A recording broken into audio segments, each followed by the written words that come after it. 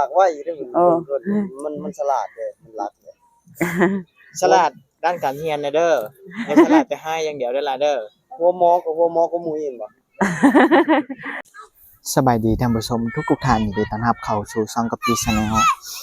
วันนี้เฮาเดินทางมาที่เขตเมืองสิโปนคือเก่าพี่น้องบ้านห้วยแจ้งมีครอบครัวหนึ่งที่เฮามาจอดรถอยู่นี่ตลอดจ้ะก็พี่เคยถ่ายหรือบ่เคยถ่ายอันนี้เฮาก็จำบ่ได้เลยพี่น้องเดี๋ยวไปถามเบิ่งเพิ่นนำกันเด้อบันส่วนสบายดีทุกคนหัดกันมาแต่ให้บ่มาเดี๋ยวขออนุญาตติดไมค์ไม่มีข้างเดียวญาติกันเอาเด้อเอาต้องได้ว่าดังๆนิดนึงจะได้ยินเสียงไอ้ล่ะมันอยู่ใกล้ๆแม่พี่มันจะได้ยินเสียงเด้มาแต่ให้เนาะโดยไปให้กับไผมื้อนี้น่ะไปเที่ยวผัวจูไปไปรับจ้างจะชื่อเขา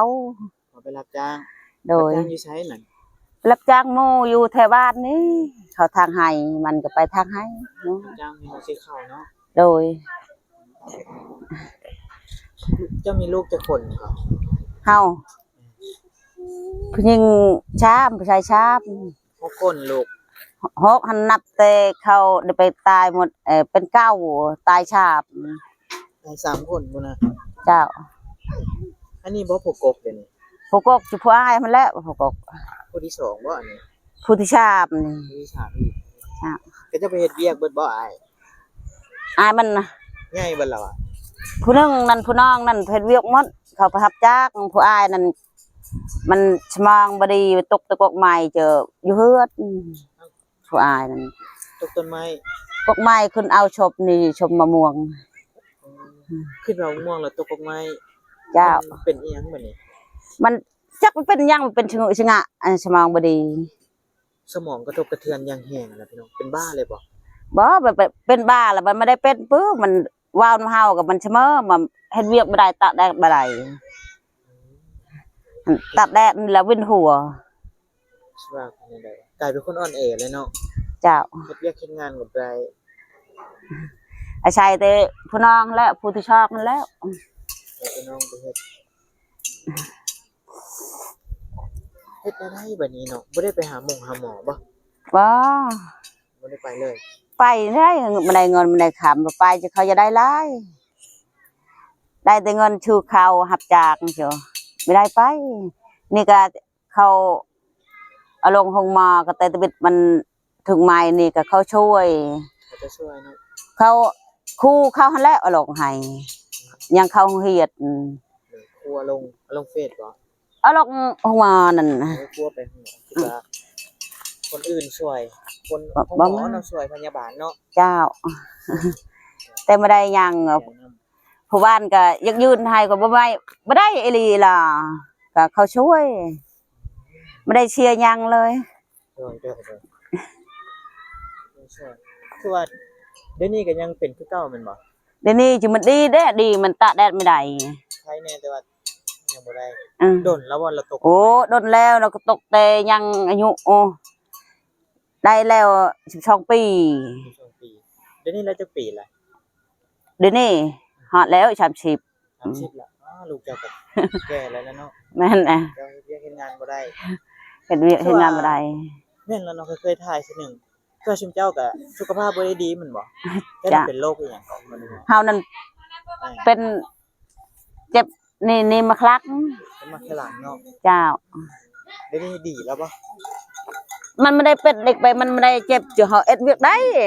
มันเป็ดเจอเขาเอ็ดเวียกไม่ได้มันมือว่าเป็นบาดเนาะมันเป็นอะไรเรียกบ่ได้ทางให้ทางอย่างกันปกติบ่ทางได้ปกติบ่ทางเจอช่องชามือไปเจอมือนึงอยู่ไปคู่มือเจอมันเจ็บคู่มือบ่ได้เนาะบ่ได้มาแค่หลัง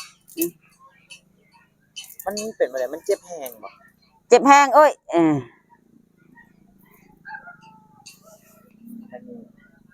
ฮ็ดเวียกหนักก็บ่ได้แต่พี่น้องก็เป็นมาแค่หลังยก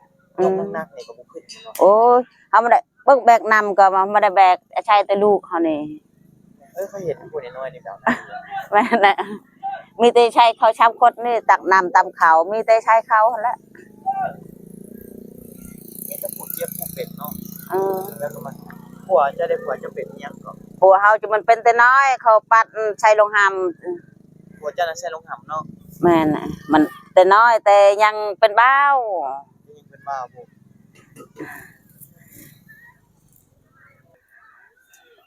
ผัวเป็นใส่ลงหำเมียผัดเป็นมักขะหลังเนาะ แม่นน่ะ ลูกกับผัดตกกงไม้ผัดเป็นแบบนั้นอีก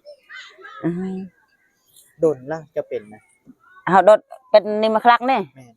ดนแล้วบ่ ดดแล้วได้แล้วชีปี แต่ว่ามันยังเจ็บซ้ำเหืออยู่ตลอดบ่ได้ไปหาหมอว่ะ ไปหาหมอจักไผเขาขึ้นปุ๊กินหางไม้แต่มันดีมันเป็นคืนอีก ผัวก็บ่ได้กินตลอดแม่นบ่ บ่ก็หางไม้หมู่เด้เขากินตลอดจึงบ่ได้เงินซื้อ กินแล้วเศร้าดีบ่ มันกินที่เช้าปะบัดนี้จะเฮาป้าหั่นปีหนึงจูมันเป็นอีก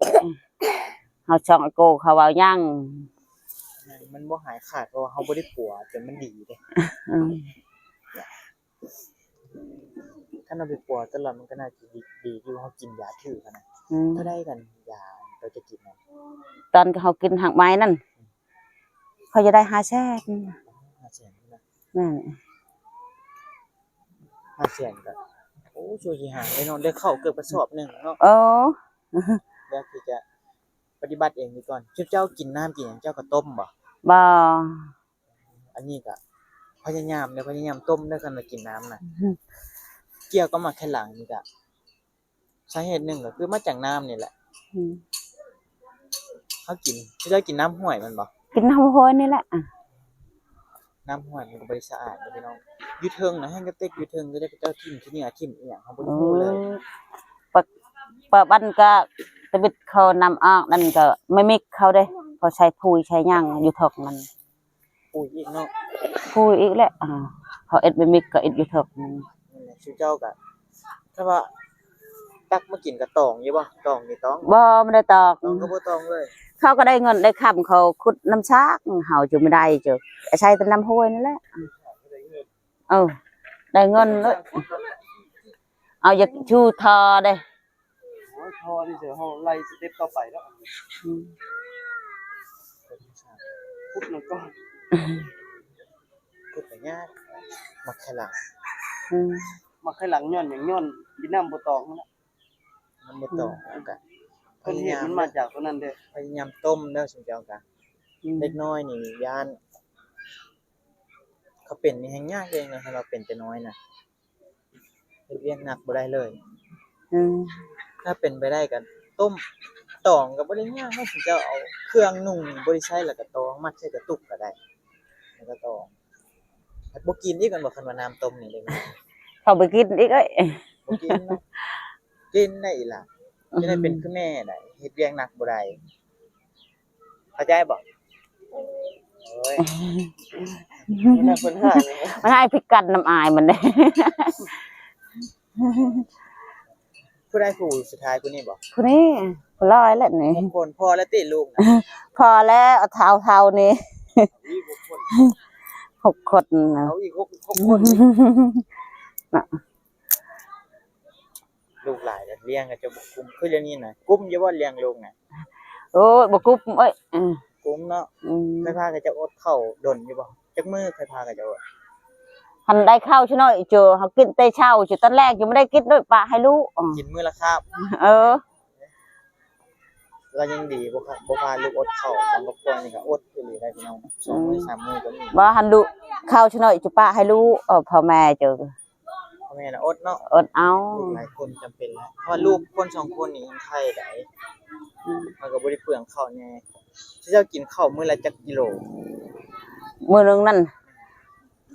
6 โลเอ้ย6 โลเช้าเจอ4 โลตอนแรกนี่เจอ2 โล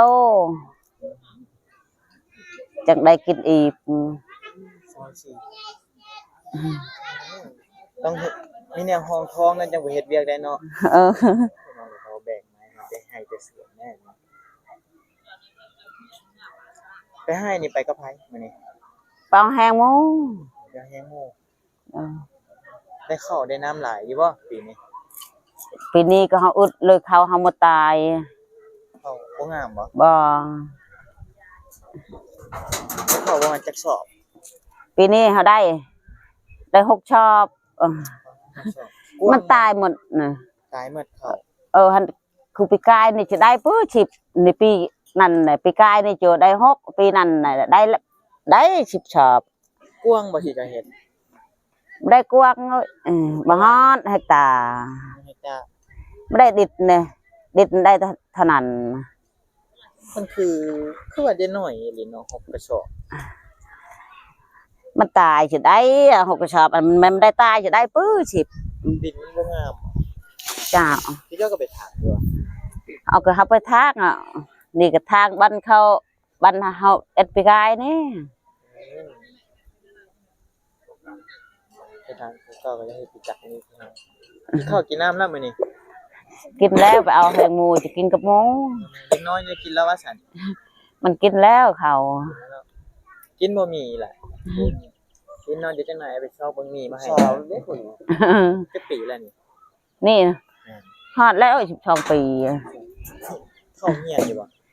บ้ามัน ได้เข้าเงียน มีแต่ข้าวช็อกโกแลตนี่เขาเห็ด ผู้ใดเข้าก็ นี่กับนี่ เขียนเป็นอยู่บ่อยล่ะยังบ่เป็นเขียนชื่อตัวเองนี่เป็นบ่ เพื่อนี่จะใครแน่เห็ด อยู่ปอยังล่ะอันนั้นก็ ทุ่มเคิน อยู่ปอ1ปอ1ยังเขียนเป็นแม่นบ่อันนี้แล้วเลย แล้วนี่ เรียนห้องเดียวกันแม่นบ่ แม่น เข้าพร้อมกันสิเจ้าหาเข้าปีนี้นี่เนาะจักปีละนั่น รู้จักเพื่อเลยลืมนะ 10 ปี9 ปี 10 ปีมันนี่แหละหาไปเรียนปอ1 ผู้ดีประมาณ7 ปี 8 ปีนี่ ตั้งใจเรียนได้อีหลายเด้อเข้าใจบ่เจะเฮ็ดหยังเจะก็บ่อายหมู่ได้ขนาดจะเรียนไปเฮ็ดเวียกเฮ็ดงานอยู่ในเมืองก็บ่ได้มีไผเอาเปรียบได้ดอกขนาดจะเป็นหนังสือนะนี่คือเสื้อน้องจินี่จะอ่านมึงดูเป็นบ่นี่ มอนนี่จะได้3 ปีป่ะ ได้3 ปีนี่ ผู้ใหญ่บ่ได้เรียนแต่ว่าเราเข้าใจภาษาลาว 100% แล้วเนาะเว้าก็เว้าเป็นนะเขาถามก็จะตำเข้า เอามันว่าประชาลาวเป็ดน่ะมันไปขายหน่อไม้ไปขายผักนะ เป็นเงินไปขายน้อย ที่มันเป็ดเฮ็ดหมูเว้ากับมันเว้านำ ไปขายตลอดเนาะเดี๋ยวนี้ก็ได้ไปอยู่บ่ไปขายมีหน่อไม้อยู่บ่อยู่นี่ มันไปหาเจอได้คิด ผู้ใดเป็นคนไปหาคันไปหาหน่อไม้นี่ ดิทอก เจ้าบ่เป็นคนไปหา ไปนำแม่นั่นแหละแม่นั่นพาไป คือว่าผู้ใหญ่ก็เฮ็ดเวียกเฮ็ดงานบ่ได้เนาะ น้อง2 3 4ผู้ที่2ที่3ที่4เนาะเฮ็ดเวียก แม่ อันนี้ก็เรียนไปก่อน จะเรียนหาเงินได้แล้วมาเลี้ยงเอื้อยกับแม่เด้อเข้าใจบ่โดยเจ้าบ่อยากเอาผัวเทื่อติบ่เหลือแล้วไอ้วันนี้จะฟ้าเอาเท่าใดอีหล่าเด้อบ่เป็นแม่ผู้น้อยนี่บ้านเฮาบ่ทายคลิปนะอันนี้เพิ่นเอิ้นให้เพิ่นเลยพวกมันนอนอยู่บนแคมป์เชแคมป์ห้วย ด่าก็เป็นแน่นอน โอ้ย ผู้ดีเก่ง ละจะด่าเป็นบ่ แม่ผู้คน ปากไว้ได้นี่ เพื่อมันเจอใครนะเพื่อมัน ผู้นี้ปากไว้ได้มันฉลาดเลยมันรักเลย ฉลาดด้านการเรียนนะเด้ออย่าฉลาดแต่ให้อย่างเดียวเด้อล่ะเด้อ หัวหมอก็หมู่เห็นบ่ จ้าเนาะมีเนาะเอ้ามีนี่เอ้ยเอาอีหล่ะอันนบอ่ะเด้อนบเป็นบ่นบเป็นบ่อีหล่ะเบิ่งนบเป็นบ่จังไหนเอามีเอาไปต้มกินน้องบ่เบิดมีอันนี้อยู่มีกันยังเกลือกับอันนี้ปลากระป๋องเอาไปเฮ็ดกินเด้อเกลือก็มีอยู่บ่เอาจับเอาล่ะมีอยู่บ่เกลือเจ้ายังอยู่เนาะอันนี้เป็นหลักๆใดๆก็จะใช้เกลือนะหมวดน้ำปลาอย่างนี้บ่ค่อยได้ใช้ดอกแป้งนัวเกลือบ่เผ็ดแม่นบ่สามอันนี้ต้องเกือบทุกเมนูเอาไปต้มกินได้ล่ะเด้อจังอิ่มให้มีข้าวก็จำเขาเด็กน้อยนี่เอาขอบคุณขอบใจผู้ใหญ่ใจดีแน่ ขอบคุณขอบใจอยู่ดีมีแฮงเอาว่าเบิ่งความเจ็บจะได้ความไข้ให้มีโอ้ไม่ผัดอย่าเต่งเด้อล่ะทำไมนำมาพี่เอาลืมเอาเดี๋ยวติดผู้นี้เว้าเป็นบ่ล่ะ ได้ ขอบใจเว้าเบิ่งดู เข้าใจ อยู่ดีมีแฮง ยินดีมีแฮง ว่าเป็นภาษาเราถึงเป็นบ่ เอาเดี๋ยวไปก่อนเด้อจะมาหาใหม่เอาไปก่อนบ๊ายบาย พี่มา เบื่อไปแล้วพี่น้องเมื่อกี้นี่บ่ใจเอาเข้าให้ไปมาเข้าบ่อีกล่ะนึ่งแล้วบ่เข้ายังไม่นึ่งอยู่กองหมัวแท้เก็บไปมาเดี๋ยวพาพี่น้องชมในแซมมาสองนี่ก็มองนี่พอก็จะเอาไปใส่มองเอาไปมาเข้าใช่อีล่ะไปมาเข้าเดี๋ยวบ่มีข้าวกินตะแลงแล้วหิวแห้งก็ต้มมีกินเด้อมีตัวให้นะเงินก็ค้ำบ่พี่น้องชังกะสีบ่มีเหล็กตะปูตอกได้ไหมค้ำแบบนี้โหพังมันละอันนี้เป็นทางหลังก็จะเฮ็ดประตูวันนี้ระบายอากาศพี่น้องซ้ำประตูปองเอี่ยมมันแหละชังกะสีฮ้อนๆนี่พี่น้องชังกะสีนะยามฮ้อนนี่ครับป้าโธ่มันคูณ2เด้หลังคากับชังกะสีอันนี้ก็ชังกะสีบ่ไหวพี่น้องคันเอาอยู่เพิ่นก็ปลูกผักอยู่เด้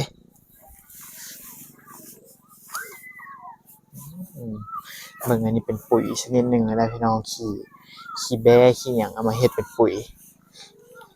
บอนเฮ็ดอยู่เฮ็ดกินกันอยู่นี้เงินพลังน้อยๆเด้พี่น้องเฮ็ดในเงินกับมันก็บ่ได้เอามาเฮ็ดอยู่นอก